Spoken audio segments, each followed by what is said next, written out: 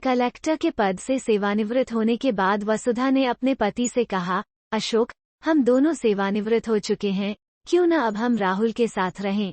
उन्हें सहारा मिल जाएगा और हमारे लिए भी कितना अच्छा होगा, इकट्ठे होकर रहना। वसुधा, तुम्हारी बात सही है, किंतु उन्हें अकेले रहने की आदत हो चुकी है, बहुत सारे समझौते करने होंगे। क्या तुम और अलका कर पाओगे? कैसी बात कर रहे हो अशोक, हमारा एक ही तो बेटा है, एक ही परिवार है, सब ठीक होगा, तुम गलत सोच रहे हो। अशोक जानता था यह सब कुछ इतना आसान नहीं है, किंतु वसुधा की जिद के आगे वो ज्यादा कुछ बोल ना सका। दोनों जरूरत का कुछ सामान लेकर अपनी कार से मुंबई पहुंच गए। उन्हें देखते ही अलका और राहुल बहुत खुश हो गए। पैसे और जगह की कोई कमी नहीं थी। राहुल ने अपने बगल वाले कमरे में उनका सामान रखवा दिया। धीरे धीरे 1 माह बीत गया। अब अलका तनाव में रहने लगी। उसकी बेचैनी बढ़ती ही जा रही थी। मन में एक ही बात रहती, यह लोग वापस कब जाएंगे। राहुल से यह पूछने की अभी तक उसकी हिम्मत नहीं हुई थी।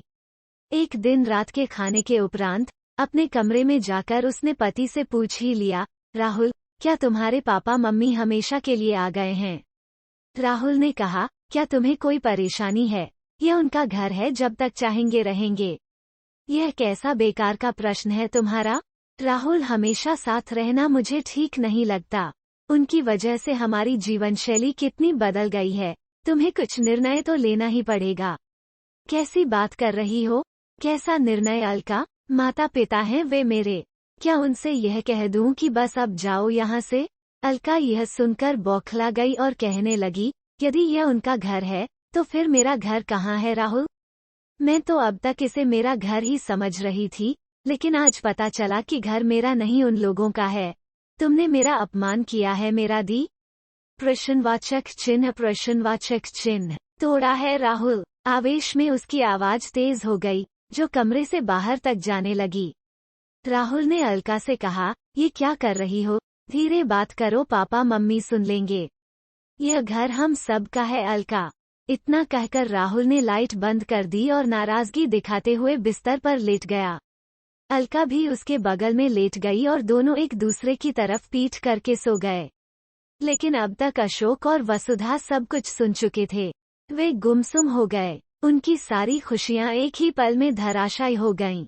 सुबह 7 बजे राहुल की नींद खुली, तब उसने अलका को आवाज लगाई, अलका, जल्दी चाय दो, आज मीटिंग है, ऑफिस में जल्दी जाना है। अलका ने पलटकर कोई जवाब नहीं दिया। राहुल ने उठकर देखा तो अलका पूरे घर में कहीं भी दिखाई नहीं दी। खाने की टेबल पर एक कागज रखा हुआ दिखाई दिया। राहुल ने उसे खोलकर देखा। उसमें लिखा था, राहुल, मैं अपने आत्मसम्मान के साथ समझौता नहीं कर सकती। तुमने मेरे आत्मसम्मान को अपमान की चिता पर रखकर जला दिया है। मैं जा रही हूँ। तुम्हें निर्णय लेना ही होगा कि आखिर यह घर किसका है, मेरा या उनका। राहुल की आंखें भर आईं। उसे उस पत्र में ऐसी जिद नजर आ रही थी जिसे पूरा करना उसके लिए असंभव था। वो तुरंत ही अपने पापा मम्मी के कमरे में गया, किंतु वहां पहुंचकर वो भौचक्का रह गया, क्योंकि वहां उसके माता पिता भी नहीं थे। वहां एक पत्र रखा था जिस पर लिखा था, राहुल बेटा, यदि किसी एक के समझौता करने से किसी की जिद पूरी हो जाती है और परिवार बच जाता है, तो वो समझौता कर लेना चाहिए। बेटा, हम बिल्कुल भी नाराज नहीं हैं। हम इसलिए जा रहे हैं कि हमारी वजह से तुम्हारे परिवार में कोई विघ्न नहीं आए। तुम आज ही जाकर अलका को मान सम्मान के साथ वापस घर ले आना। यह घर केवल उसी का है। हम जब भी आएंगे मेहमान बनकर ही आएंगे। अलका नादान है और उसे माफ कर देना।